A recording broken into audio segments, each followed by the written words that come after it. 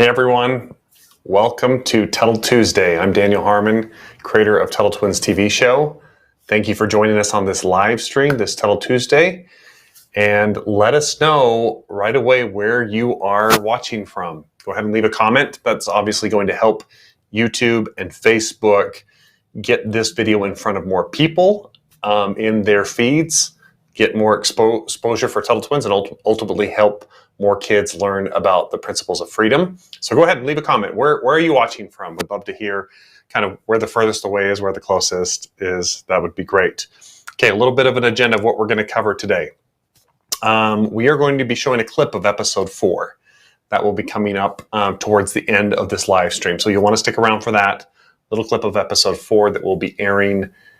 The world premiere of episode 4 is next week. Next Tuttle Tuesday is the world premiere of episode 4, just in time for Thanksgiving. And that's a fun one. It's about entrepreneurship.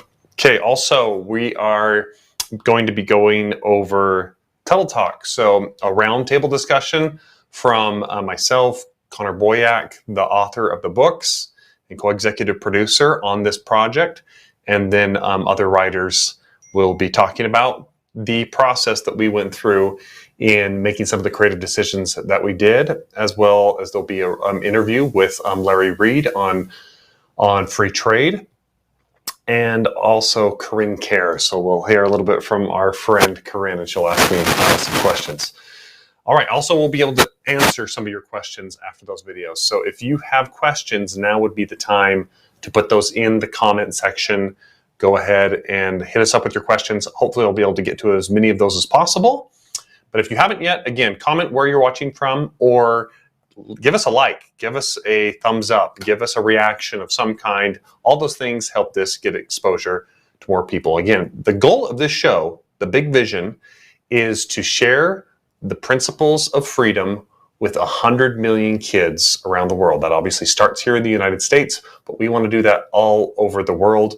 That will not be possible without your help. So thank you to all of you that are helping out. Okay, so we've got Turbo from Grant Park, Illinois. Very cool. I used to live in Illinois, Naperville area actually, so not too far away from you. And we've got, saw another one from Ohio. Anyone else with kids watching tonight? Says Andrea.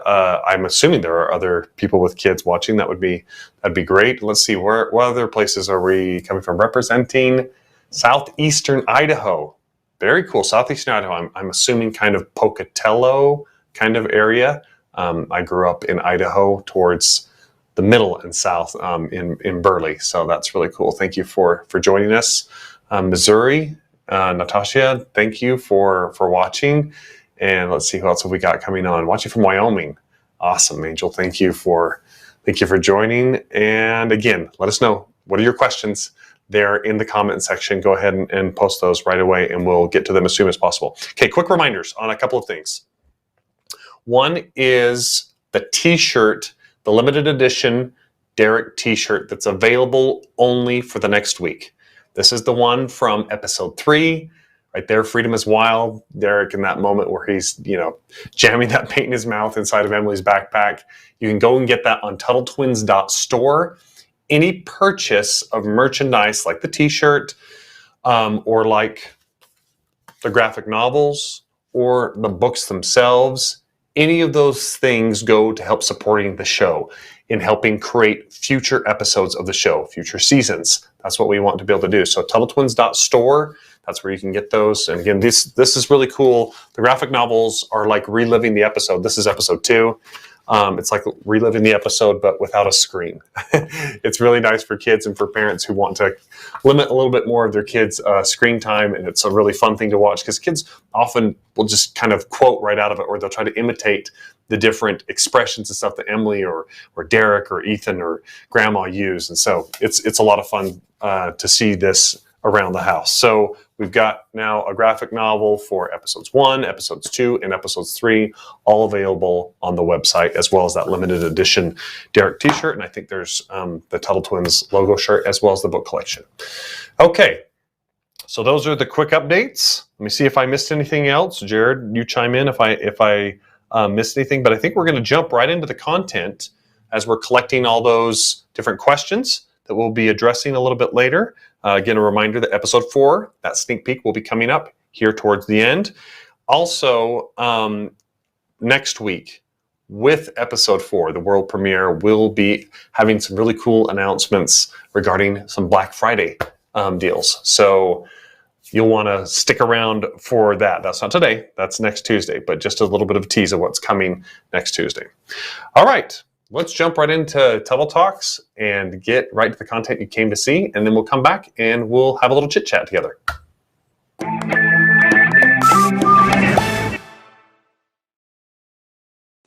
Hey everybody, welcome to this roundtable for episode 3. Well, let's talk free trade, which is what this episode's all about, and how the more people are allowed to trade freely between each other in communities, states, or even between countries, the more stuff you can make, the better stuff you can make. Why don't you trade a couple of these canvases with Miss Stalin and her boyfriend, and they'll give you some pencils? Free trade, get stuff made. I don't remember how we stumbled on art projects, but we felt like, okay, if we have an art project that's due, and there's that ticking clock, they need to do it. If they don't trade, to get the right things to make this art project, they're gonna get an F. It was very collaborative in the way that we came upon this concept of doing it in the school with an art project. One group, the enemies, the bad guys, have the art supplies, and the other group, Ethan and Emily, have the canvases, and they need each other in order to get the best stuff together. And why didn't the twins just go back and just get a pencil? Don't point out plot holes in front of the audience. You mean because there's no teaching lesson. There's no teaching. Oh, I forgot. Yeah, that's right. Grandma dropped him off. She never makes things easy. I will say that. Yeah. We have that going for it. Like, she doesn't use the wheelchair as like a convenient way to escape problems, right? Except when she does. Except when she does. Want a scram? The thing that's been really impressive to me in learning entrepreneurship is that it's never like a one-person project. There's a whole team involved. Think about when you watch the credits on the Tuttle Twins show at the end, how many people are involved in doing this? How many people are involved in even just the books? It's Elijah and I together figuring out doing the books, but we can't print the books. We can't do all the online marketing and stuff. Like, we need a lot of people to help us with everything. And so to me, it's like you were saying during the writing process, that it was collaborative to come up with these ideas. Entrepreneurship, I feel like, is also collaborative because you need other people. We have something you need, and you have something we need. Oh, I guess. We're seeing a lot of tribalism in the United States, but just militant tribalism in the world is something that gets resolved by free trade. And that's actually one of the benefits of animation, is you can do these over-the-top things to visually demonstrate this. Like we have at the end, Grandma says, a really fast montage, and we get to see these two tribes grow together who were originally separate and didn't share any of their resources, but through simply trading, their societies merge and combine, and even their architecture starts to get similar. And so it's a really fun visual. Just using a metaphorical fantasy land to show opposing sides, like you said, enemies that don't want to trade just because of their differences, is, I think, a really clear way to do that. Oh, we do not talk with the ice creamers. They are the worst. One of the things that we see in real life become barriers to people trading freely. I mean, we talk about in one of them in the episode that maybe they're just enemies, right, to begin with. But what are some of those things that make people into enemies? It's the governments not liking what other governments are doing, even though the people may not have many problems with one another. I'll share a brief example. One of the ways that you can inhibit free trade or create a problem for free trade is with something like an embargo, where you basically, the government says you can't trade, with that country, or even a tariff where they basically tax the trade to slow it down or stop it. And think of a country like Iran. The United States government in particular has been really frustrated with Iran and seeing it as an enemy. And so there's an embargo and you can't trade, and they freeze bank accounts, and they do all these things to like punish Iran. What's really interesting is there's a guy by the name of Rick Steves, and he's basically a professional traveler. And so he'll go and he'll shoot movies, documentaries in different countries, and he'll tell people what it's like. He went to Iran and he showed how beautiful the country is. The food was amazing. The people were kind, and people he would interview, he would say, look, our governments are mad at each other, but we love America, right? And so here you have an example of the government punishing trade, whereas the normal people are like, I'm not part of that, right? I still want to trade, but the government is like preventing it from happening. And so you think like these people, if we could interact more with one another, there would be more collaboration, and there would be more like community. and relationships. But when the governments get mad and they kind of shut that down and you can't travel and you can't trade, it prevents that from happening. Yeah. It's the parents fighting and the kids just Kids are like, we just want to hang out. we just want to hang out. Right. The play date. That's right. Yeah.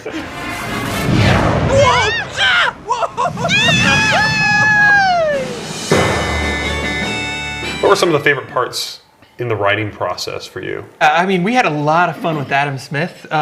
We feel like he's the father of capitalism. Yeah. And he's also a Scottish person, so we took a lot of liberties. We were mostly historically accurate in that he was Adam Smith. And they talked about the invisible hand. And from there we kind of departed, right? Deviated. is So, Scottish, you know, right? we do have, for some of the adults, a Matrix reference. I know Kung Fu. We also have Braveheart reference. Braveheart when he jumps out of the He yells wheelchair. freedom.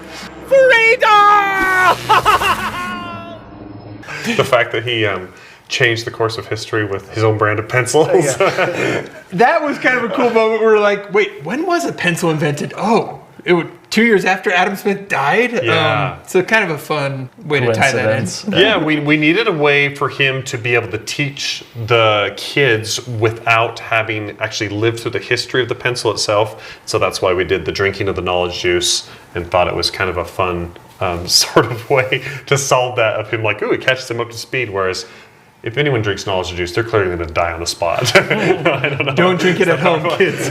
Rocket fuel. Yeah, so that was really fun. What are some of your favorite jokes? I mean, I just love Cookies and Steve. I wanted to do more with Cookies and Steve. I scream, you scream, we all scream. Because ice cream gives us frostbite! Thank you for sharing your truth, Cookies and Steve. I think I like the dances with Derek. Stop with the TikToks, Derek! I like Bruce. Bruce, he's so dumb throughout the whole episode, and then at the end, Ethan offers to trade, and he says, he's just very self-aware. He says, I know you see me as a bully, but my purpose on the show is to serve as a metaphor for nations who refuse trade and are thus excluded from the mutual benefits that come with it. I'm a big fan of these really long diatribe teachy jokes that really subvert how dumb he was. I also really liked the adventure with the pirates, like the way we start out right into it with flying through space with the pirates, and I really want the pirates to make a comeback at some point because they're such fun characters. But Where there's a will, there's a way. there's a will. Think you can I talk might to have a someone scene about in that? Yeah. So as we talk about these ideas about free trade, we wanted to make sure to bring someone on who has a lot of experience seeing how this stuff plays out in the real world. So we were able to bring on Larry Reed, who is the president of the Foundation for Economic Education. And Daniel, you were able to have a pretty fun conversation with him about what this looks like through all his travels and his experience. Yeah, I got to interview him and see his insights, and hear some of them. Thank you so much for taking time, Larry, to answer a few questions for us. My pleasure, Daniel. Thank you for having me. You've done a lot of traveling, right, Larry? Yes. How many countries have you visited? 87 countries, and some of them as many as 15 times. Oh, wow. What are some examples of how you see free trade stopped by different countries, and what are the consequences of that? Well, bananas used to be rather expensive in Europe because until 2012, the European Union put tariffs or a tax on bananas coming from Latin America. You know, it's hard to imagine why they would do that because you can't grow bananas in Europe very easily. Finally, in 2012, they got rid of those banana tariffs, and now more people can get bananas and get them cheaper today in Europe than was the case in 2012 and before. If there's so many benefits to this, then why does anyone want to restrict or stop free trade? The answer to that question, Daniel, is the same as the answer would be to the question, why do some people rob banks? Well, that's because the robber thinks he's going to get away with it. Maybe he will. And if he does, you might say, well, he benefited because he got the money that he took from the bank. But that would ignore the fact that lots of other people who aren't quite so visible in this story, they get hurt. The people who put their money in the bank, now they don't have it. The bank doesn't have it. So the robber has simply benefited himself at the expense of everybody else. So it's the same with a tax on imports. It may protect a few businesses that don't like the competition coming from other countries, but they can get that protection only if everybody else is hurt as consumers, because then we have fewer choices to make in the marketplace, fewer opportunities, and higher prices to pay. Well, thank you so much for sharing your wisdom and your experience with us and all your research. And I think the takeaway is that free trade is get stuff made, right? Yeah. It's a recipe for success for everybody. It sure is. So, main takeaway from this episode is Free trade makes the world better. Yes. Now that you've seen this episode, obviously you've seen the benefits of free trade, how everything we have around us is because of that. And so, yeah, we want to see as few barriers to that as possible. So go out and trade with your neighbors, your bullies, your friends, all of the above. Hi, Corinne. What do you want? You called me. Tomatoes, tomatoes. Did you have any complaints about last week's episode? I don't only have complaints. What makes you think I only called to complain? Ugh, whatever. In the episode, you say no one can make a pencil by themselves. I could. Tell you what, if you can gather all the thousands of materials from all around the world without relying on any supply chain, transportation, or free trade to make a pencil, you can have my job. Ugh, fine, I can't. But in the episode, you make it seem like free trade is some fantastical process where everything just magically comes together to make stuff. But free trade hurts people. What do you mean? My uncle used to make toys that he would sell to a big store in town, but then they started getting the same toys for cheaper from far away and stopped buying his. He lost a lot of money, and so he had to fire people and sell his toy horsey. I really miss those horsies. That's a fair point and something we didn't address yet in the episode. It's kind of the trade-off with free trade. Free trade can sometimes result in a small amount of people losing jobs within a country because that work is being done somewhere else. On the flip side, if we let people and companies trade with each other openly, it can make better products that are cheaper for everyone and even better quality. That's the only reason you can buy good quality pencils for a few cents instead of tens of dollars. So with free trade, a small amount of people are hurt temporarily, but the whole country and the world is helped as a whole. Still not fair, but I do like cheap pencils. And what about bad countries? My dad says we shouldn't trade with them to punish them. That's one way to look at it, but you know what they say, when goods and services don't cross borders, soldiers do. Anything else? Yes. How in the world did that raccoon's TikTok get on the security camera? Was it you, the Illuminati, Ron Paul? Corinne, I have a question for you. How did you get into the school at night? Bye. Welcome back. Okay, we're going to address some questions. And they might even have to do with what we just watched, but if they have to do with episode 3 or episode 2 or 1 or anything in the future, we'll take those questions as well. So this is your time while you're putting those questions in the comments. Real fast, a quick update on the state of the show. So I am in the process right now of finishing episode 4. And I delivered that to Angel probably tonight sometime around 2 a.m. Just to be realistic. Right after this, I go back to editing, finishing episode 4. That is due next Tuttle Tuesday. Then we are in an animation, deep in animation on episode 5. And on episode 6, that's really starting up. And we are in the process of doing animatics or storyboards for episodes 10. Let me make sure I'm saying this right. Yes, for episodes 9 and 10. The animatics, the storyboards, finished up now for episodes 7 and 8. We're in the process of doing that now for 9 and 10. And then we are in the writing process on episodes 11 and 12. So that's kind of where we're at with the show as a whole. Everything is progressing really well, and just wanted to give you an update on that. Okay, all right, so let's take your questions now. Sorry, we had one pop up and I didn't address it, but let's go ahead and do that. Okay, how are you all doing? We're fine. We're just trying to get enough sleep and keep stress levels down enough that we can just keep doing this for as long as possible. But no, we're doing great. We're having a lot of fun. The reaction to the show has been really good, which is helpful. We're seeing about, I think, 97, sometimes 98% likes on our episodes compared to dislikes, particularly on YouTube. And the ratings on IMDb are really high right now, which is good. A lot of people go to imdb.com to look up reviews on different TV shows and different feature films before they go and watch them. And right now, I think we're at 9.6 or 9.7 on IMDb. So any of you that have reviewed us on there, thank you. And if you haven't had a chance to review us, you can. Just make sure that you review other films first, so that it doesn't just look like you've got one review for Tuttle Twins, because then sometimes their algorithm will like flag it if it's just like one review, and it's a bunch of people doing that. But anyway, you can go to IMDb there and review us. Okay, next question. When do we get to learn Grandma's backstory? Ooh, that is a great question, Christy. So Grandma's backstory comes much more into focus in episode 8. Is that right? Episode 8? Yes. It is episode 8 where Grandma's backstory really kind of starts to take a little bit more of center stage. And then we'll learn even more about Grandma in episodes 11 and 12 and into season 2 beyond. So that's a great question. Hopefully I was able to answer that one as best I could for now. Okay? Is the opening song getting lyrics? It's Cord that asked that.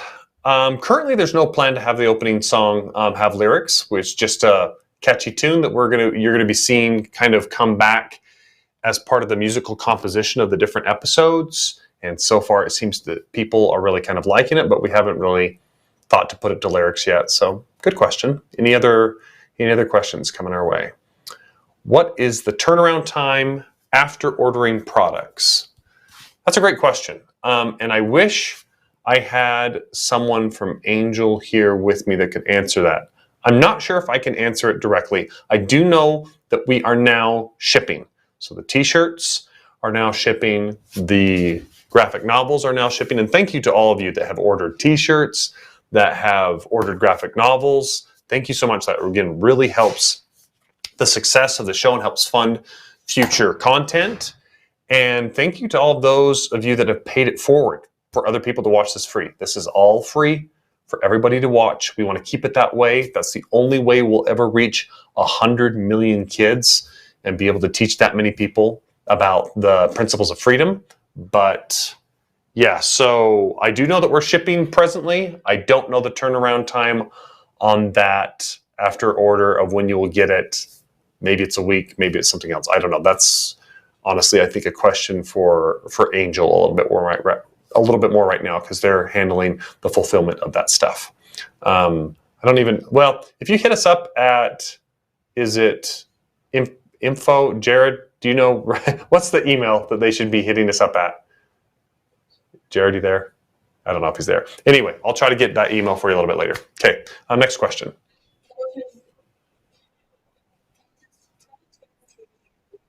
TuttleTwinsTV@gmail.com. Ask us there. TuttleTwinsTV@gmail.com. We'll get you an answer. Okay. All right. Next question. Will we get to hear some other people from JK Studios in Tuttle Twins? Ooh, good question. Yeah, because Corinne is obviously voiced by Natalie Madsen, who is with JK Studios. She's fantastic. Frederick Bastia was voiced by Jason Gray. He's phenomenal. Let's see. I don't know if we have any other ones. Maybe if the part is the right fit, and if they're open to it, and their schedules allow, and that's something they want to do, could be. Well, right now we put out casting calls for a lot of different parts and things like that. But for now, those are the two that we've cast so far. So good question. Let's see. Next one. What program do you guys use to create animatics? I'm thinking about trying it out for myself. That's a great question, Gray. So the storyboard artists, when they're drawing the illustrations, they're doing that in Storyboard Pro, to my knowledge. And Storyboard Pro is a product made by Toon Boom, I think. Yeah, so they're all doing it in Storyboard Pro. And then we are assembling that together in an edit and making a video of it in Adobe Premiere. Those are the two main products that we're using for for that. Sometimes we're using some Adobe After Effects as well, and sometimes there might be some sound stuff that comes into play, but it's primarily Storyboard Pro for all of our drawings, and then for the creation of the boards themselves, the storyboards, and then it's Adobe Premiere for the editing. And that's not always the case. Like, there are, I think, some free softwares out there for storyboarding, and I know some of our storyboard artists used that initially.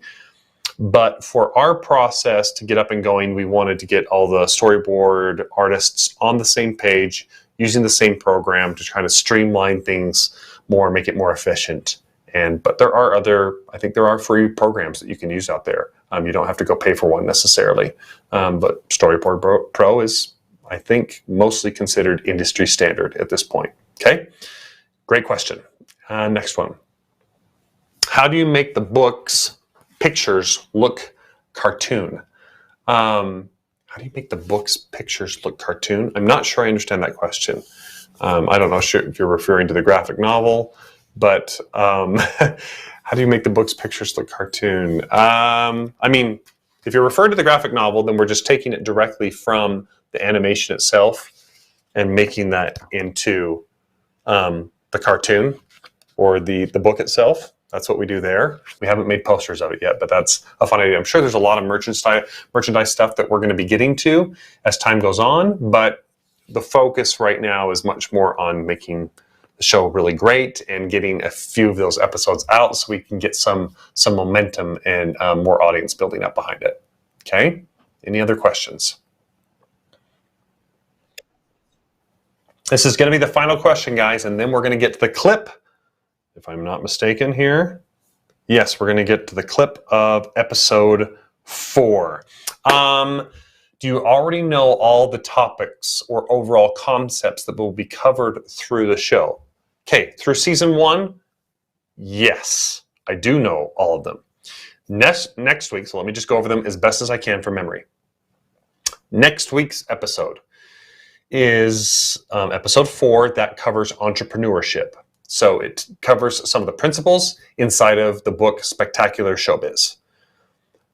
Episode 5 talks about protectionism, and it covers some of the principles and some of the themes inside of the food truck fiasco.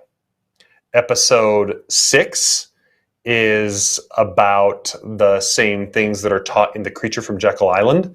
It's about inflation. So really excited about that one, especially right now while we're all watching the prices on everything go up.